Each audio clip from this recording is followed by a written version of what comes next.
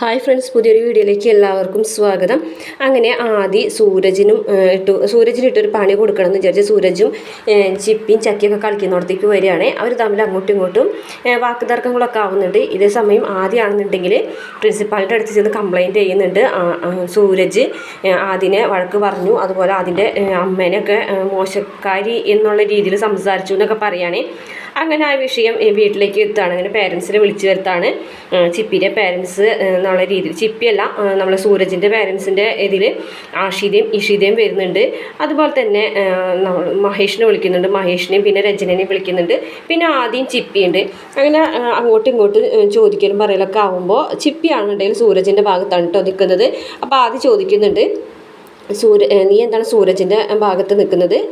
ഞാനല്ലേ നിൻ്റെ ബ്രദർ, അപ്പോൾ നീ എൻ്റെ ഭാഗത്തല്ലേ നിൽക്കണ്ടേന്ന് ചോദിക്കുമ്പോൾ സത്യത്തിൻ്റെ ഭാഗത്ത് നിൽക്കണം എന്നാണ് എൻ്റെ അമ്മ പറഞ്ഞിട്ടുള്ളതെന്ന് പറയുകയാണ്. ഇതേ സമയം മഹേഷ് ആണെന്നുണ്ടെങ്കിൽ ആദിക്കൊപ്പമാണ് കേട്ടോ നിൽക്കുന്നത്. കാരണം ആദിയുടെ സ്നേഹത്തിന് വേണ്ടി മഹേഷ് എന്തും ചെയ്യാൻ തയ്യാറായി നിൽക്കുകയാണ്.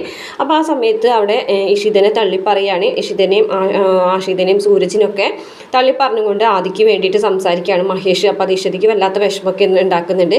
എന്തായാലും പ്രിൻസിപ്പാൾ പറയുന്നുണ്ട്, സൂരജ് അങ്ങനെ തെറ്റായ രീതിയിൽ സംസാരിക്കുന്ന കുട്ടിയല്ല എന്നൊക്കെ പറയുന്നുണ്ട്. അപ്പോൾ പണിഷ്മെൻ്റായിട്ട് സ്കൂളിൽ നിന്ന് പറഞ്ഞയക്കണം എന്നൊക്കെയുണ്ട് രചന പറയുന്നുണ്ട്. അപ്പോൾ പ്രിൻസിപ്പാൾ പറയുന്നുണ്ട്, ഇതിൻ്റെ പണിഷ്മെൻ്റായിട്ട് സ്കൂളിൽ നിന്ന് പറഞ്ഞയക്കാനൊന്നും ഇവിടെ നിന്ന് പറ്റൂല എന്നൊക്കെ പറയുന്നുണ്ട്. അങ്ങനെ ആ പ്രശ്നം കഴിഞ്ഞ ശേഷം വീട്ടിലെത്തുമ്പോൾ ഇഷിത പ്രഗ്നൻ്റ് ആണെന്നുള്ളൊരു കാര്യം സ്വപ്നവലി തെറ്റിദ്ധരിക്കുന്നുണ്ട് കേട്ടോ. അങ്ങനെ സ്വപ്നവലി കുറേ ഫ്രൂട്ട്സൊക്കെ ആയിട്ട് പ്രിയാമണിയുടെ അടുത്ത് ചെന്നിട്ട് സന്തോഷം പറയുന്നുണ്ട്, ഇഷിത പ്രഗ്നൻ്റ് ആണ് എന്ന് പറയുകയാണേ.